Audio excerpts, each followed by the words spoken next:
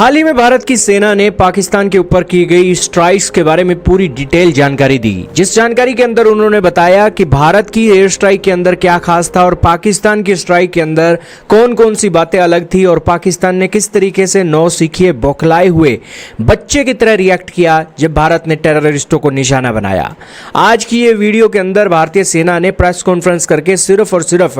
Foreign countries को यह inform किया है, पाकिस्तान को यह नहीं बताया, क्योंकि पाकिस्तान को तो सारी रियलिटी पता ही है। भारत की सेना का यह प्रेस कॉन्फ्रेंस करने का उद्देश्य सिर्फ यही था कि अपने मित्र देशों के साथ साथ दुनिया को बताया जा सके कि भारत टेररिज्म के खिलाफ कितनी बड़ी जंग छेड़ कर बैठा है और यहाँ पर पाकिस्तान की फौज किस तरीके से आतंकवादियों को पनाह देने के साथ साथ उनकी सपोर्ट करती है। कहने का मतलब यही है कि पाकिस्तान की सेना और आतंकवादियों के बीच में कोई ज़्यादा अंतर नहीं है, ये दोनों एक ही हैं। सबसे पहले भारत की सेना ने बताया कि किस तरीके से हमने एक टेररिस्ट कैंपों को निशाने पर लिया। सेना ने कहा कि 9 जगह पर हमला किया गया, 9 जगहों पर हमला किया गया और 100 से ज़्यादा आतंकवादी मारे गए। और उन्होंने कहा कि ये स्ट्राइक सिर्फ और सिर्फ एक सैटेलाइट इमेजेस के साथ साथ पिन पॉइंट एक्यूरेसी के साथ टारगेट किए गए और यहाँ पर सिर्फ और सिर्फ आतंकवादियों के ठिकानों पर यह स्ट्राइक की गई। ना तो यहाँ पर सिविलियन लोगों को नुकसान हुआ और ना ही सिविलियन की जो एक पॉपुलेशन और बिल्डिंग्स है उनको किसी भी तरीके का नुकसान नहीं हुआ। लेकिन ये एक घटना होती है, आतंकवादी मारे जाते हैं और उसके बाद लश्कर तैयबा के कैंप के अंदर जो आतंकवादी मारे गए थे, जो एक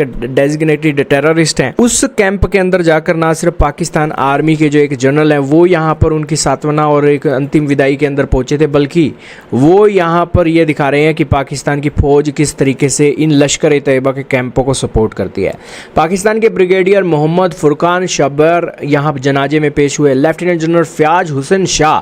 major general Rao Imran Sartaj, doctor Usman Anwar, Malik Shoaib Ahmed बैर्थ, इन सब की पहचान हो गया कि ये पाकिस्तान के कौन कौन से पदों पर बैठे हुए हैं और ये यहाँ पर लश्कर तैयबा के कैंप के अंदर क्या कर रहे हैं। जो भारत के ऊपर आतंकवादी हमले करने के लिए जाना जाता है, जो भारत के ऊपर निहत्थे लोगों की हत्या करने के लिए जाना जाता है, वो इनके कैंपों के अंदर क्या करने जा रहे हैं। अब जैसे ही ये तस्वीरें वर्ल्ड के अंदर लॉन्च हुई, वैसे ही पाकिस्तान की फौज ने उसी के बाद LOC पर फायरिंग करना शुरू कर दिया और पाकिस्तान ने भी कायराना हरकत करने के बाद मिलिट्री को टारगेट तो क्या करना था, इन्होंने दोस्तों सिविलियन आबादी पर बम फोड़ने शुरू कर दिए और अलग अलग सिविलियंस को नुकसान पहुंचा। कई सिविलियंस की मौत हो गई और पाकिस्तान की फौज भी आतंकवादी बन गई। आतंकवादी क्या करता है दोस्तों, निहत्थे बेकसूर लोगों की हत्या करता है। वैसे ही पाकिस्तानी फौज ने सिविलियन आबादी के ऊपर अटैक करके निहत्थे बेकसूर लोगों की हत्या कर दी और इससे ही एक जाहिर हो रहा है कि पाकिस्तान की फौज की औकात नहीं है भारत की मिलिट्री के साथ दो हाथ कर सके। अगर भारत की मिलिट्री को हाथ लगाएगी तो भारत की मिलिट्री